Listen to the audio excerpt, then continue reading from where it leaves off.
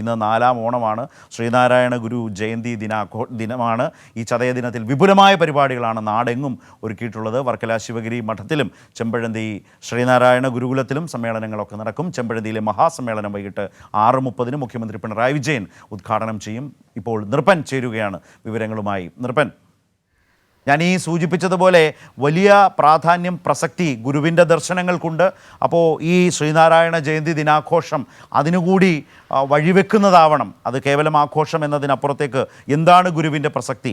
കേരളം ഇന്ന് കാണുന്ന കേരളമായി മാറിയത് ഈ നിലയിലുള്ള വലിയ അധ്വാനത്തിൻ്റെയും വലിയ വെളിച്ചം പകരലിൻ്റെയും ഭാഗമാണ് എന്ന് തലമുറകളോട് പഠിപ്പിച്ചുകൊണ്ട് പറഞ്ഞുകൊണ്ടേയിരിക്കേണ്ട ഒരു കാലത്ത് ഈ ആഘോഷങ്ങൾക്ക് അതിൻ്റേതായ വലിയ പ്രാധാന്യമുണ്ട്. നിർപ്പൻ, ആ നിലയിലാണോ നാടെങ്ങും ഇന്നത്തെ ഈ 4-ാം ഓണദിനത്തിൽ മുന്നോട്ട് പോകുന്നത്, ചതയ ദിനത്തിൽ പോകുന്നത്?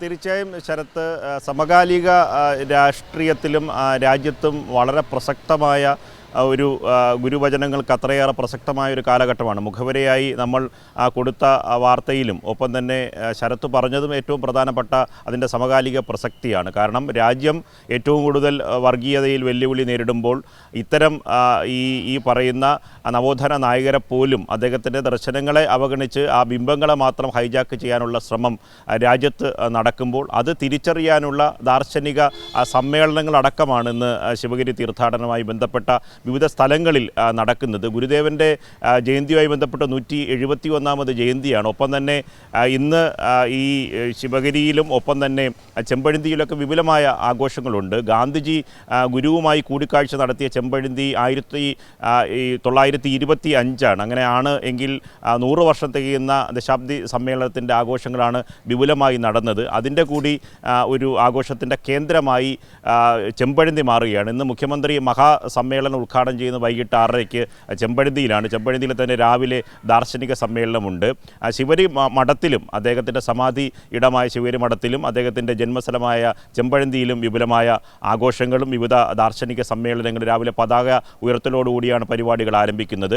ആലുവ അദ്വൈത ആശ്രമത്തിൽ സമാനമായ പരിപാടികളുണ്ട്. അരിയൂപ്പുറം ശിവപ്രതിഷ്ഠ നടത്തിയ അരിയൂപ്പുറത്തും വിപുലമായ ആഘോഷങ്ങളുണ്ട്. വിവിധ സംഘടനകളുടെ SNDP യോഗത്തിൻ്റെ നേതൃത്വത്തിലുള്ള വിപുല പരിപാടികൾ, ഒപ്പം തന്നെ ഘോഷയാത്രകൾ, മഹാസമ്മേളനങ്ങൾ, ദാർശനിക തരത്തിലുള്ള അദ്ദേഹത്തിൻ്റെ സമകാലിക പ്രസക്തി വിളിച്ചോതുന്ന തരത്തിലുള്ള സമ്മേളനങ്ങളാണ്. അതുപോലെ തന്നെയാണ് ഗുരു ഈ ദിവസവും ചർച്ച ചെയ്യപ്പെടുന്നത്. എന്തുകൊണ്ട് ശ്രീനാരായണ ഗുരു ഏറ്റവും സമകാലികനായി നിലനിൽക്കുന്നു എന്ന് ചോദിച്ചാൽ അദ്ദേഹം തീർത്ഥാടനവുമായി ബന്ധപ്പെട്ട് ഈ അഷ്ടദർശനങ്ങൾ മുന്നോട്ട് വെച്ചിട്ടുണ്ട്. അത് നമ്മൾ ഈ എടുത്തു പറയണം. ആ കാലത്ത് പോലും ഗുരു എത്ര മാത്രം മതമെന്ന സാമ്പ്രദായിക ചട്ടക്കൂട്ടിൽ നിന്ന് പുറത്ത് മനുഷ്യനായി ജീവിക്കാനുള്ള അവസ്ഥയിലേക്ക് കൊണ്ടുപോകാൻ എത്ര ദീർഘദർശനം ചെയ്ത മനുഷ്യനാണ് എന്ന് ചോദിച്ചാൽ ഈ അഷ്ടദർശനങ്ങൾ, ശിവഗിരി തീർത്ഥാടനവുമായി ബന്ധപ്പെട്ട അഷ്ടദർശനങ്ങൾ നമ്മൾ വായിക്കുമ്പോൾ മനസ്സിലാവും. അതിൽ 8 കാര്യങ്ങളാണ് ഗുരു പറഞ്ഞത്. 1 വിദ്യാഭ്യാസം, ശുചിത്വം, ഈശ്വരവിശ്വാസം, സംഘടന, കൃഷി, വ്യാപാരം, കൈത്തൊഴിൽ, സാങ്കേതിക പരിശീലനം, അങ്ങനെ ഇത്തരം കാര്യങ്ങൾ കൂടി ചർച്ച ചെയ്യുന്ന വേദിയായി ഗുരുവിൻ്റെ ഈ ജയന്തി ദിനം